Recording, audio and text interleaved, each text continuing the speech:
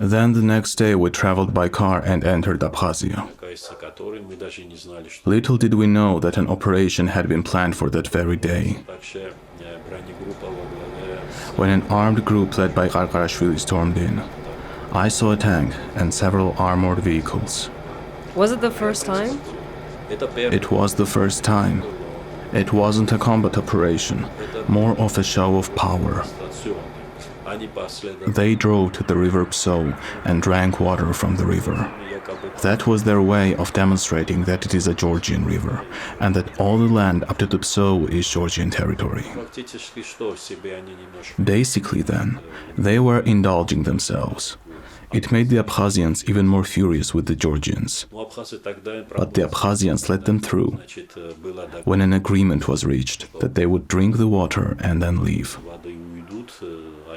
Actually, they were already gone. When we reached the building on Frun Street, I don't remember what it's called these days, the one where the headquarters of Aidgilara, the Abkhazian National Movement, is located. The others stayed behind in the vehicle, while I got out to go up and meet with the leaders face to face.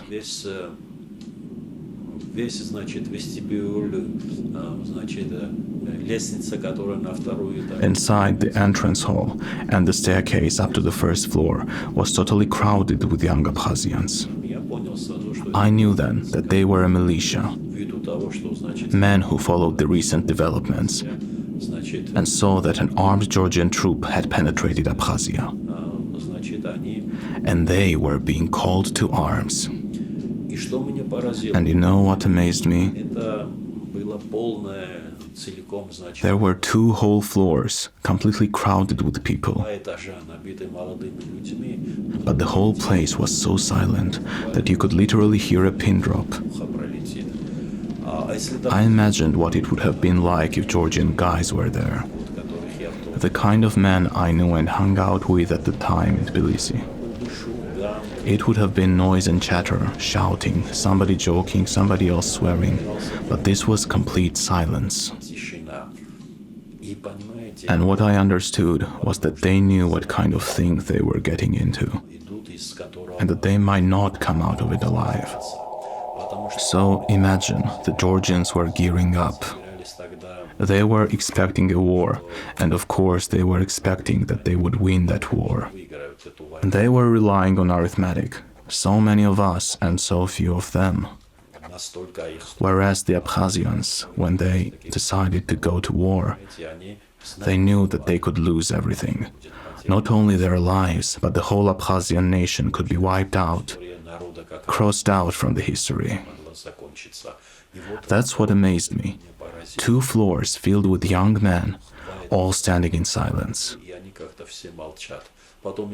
Later, I met someone I knew among them, and we started talking. My words were the only sound. And another thing, I was sitting again at the table, and a young man of 15 to 18, one of those guards, came up and said, "Excuse me, sir." That's how he addressed me. Yes, a Georgian, of course, from one of the guards' units. I'm supposed to leave tomorrow to go back to Tbilisi. War with the Abkhazians is not going to break out before then, is it? I said, come on, why would the war break out? Absolutely not. Are you serious? No way will there be a war. That made me think that they were expecting that war. Then there was this one young man I knew, who'd spent time with those young guards, and when I spoke to him, I asked, "So what's the mood among the guards?" "You have to understand," he said, "before they were fighting against the Georgians, and now they had to fight on Georgia's side." That's the way things were moving, bit by bit. That's how things were. But here's the main thing I wanted to say. When we were in Sukhumi, we met with many representatives of Abkhazia. including those who were not distinguished back then, but later became prominent. And we also met with Ardsinba. And Ardsinba proposed us a model for a Georgian-Abkhazian settlement. These were his exact words: the Republic of Abkhazia within the structure of the Republic of Georgia. As I understand it, he was saying, let's not use the word autonomy.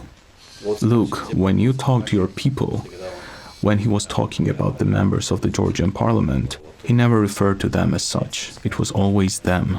Tell them that this is the way to do it, that they should agree for us to adopt the title of Republic of Abkhazia. Look how in Russia there used to be the Adygea Autonomous Territory, but now it's the Republic of Adygea, and no big deal. I understand that a change of name isn't a substantial change, but it's what we need to let out some steam, so that we can tell our people, look, we're getting somewhere. And after that, let's create a model where there's the Republic of Abkhazia as a component part of the Republic of Georgia. And then, after that, let's appoint a commission and we'll divide the competencies and authorities. To begin with, he said, we'll leave defense, foreign affairs, and finance to Tbilisi. Tbilisi will control all of those. And for everything else, we'll set up a joint commission and let the commission decide. Except, he said, don't let any historians into the commission, apart from Gia A. Well, when we left and arrived here, while we were on our way, because that was a whole other story. Since we had to make our way from Sukhumi to Tbilisi via Batumi, because of the situation. Well, anyway, it was decided. I was very pleased, and so was the whole group. We didn't even put forward what we ourselves were going to propose to the Abkhazians. Because, as it turned out, what Ardsinba was proposing was far better for the Georgians than what we had written, the Abkhazian Commission.